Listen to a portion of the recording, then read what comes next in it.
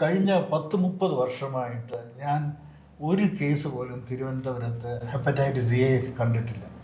Hepatitis A ഉള്ള ഒരു രോഗി തിരുവനന്തപുരത്ത് വരികയാണെങ്കിൽ അയാൾക്ക് ഈ അസുഖം കിട്ടിയത് മറ്റേ ബാംഗ്ലൂരിൽ നിന്നോ അല്ലെങ്കിൽ കോട്ടയത്തു നിന്നോ ഒക്കെ ആയിരിക്കും. അപ്പോൾ തിരുവനന്തപുരത്തെ വെള്ളത്തിൻ്റെ ഗുണമാണ് അത് കാണിക്കുന്നത്. ഹെപ്പറ്റൈറ്റിസ് എ അതുവഴി പടർന്നിട്ടില്ല എന്ന് പറയാൻ അതിശയമാണ്.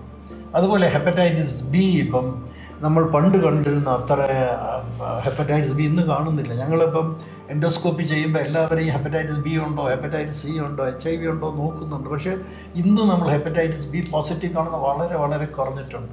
വർഷങ്ങൾക്ക് മുമ്പ് ഞാനൊരു പഠനം ചെയ്തിരുന്നു. അന്ന് കേരളത്തിൽ ഹെപ്പറ്റൈറ്റിസ് ബിയുടെ പ്രധാന കാരണം റീയൂസബിൾ നീഡിൽസ്, അതായത് ഒരു സൂചി തന്നെ പിന്നെയും ഉപയോഗിക്കുന്ന. അന്ന് ഹെൽത്ത് ഡിപ്പാർട്ട്മെൻറ്റ് അതിനെ വളരെ ഗൗരവമായി കാണുകയും അവർ റീയൂസബിൾ നീഡിൽസ് യൂസ് ചെയ്യരുതെന്നുള്ള വളരെയധികം ഡിസ്കറേജ് ചെയ്യുകയും ചെയ്യും.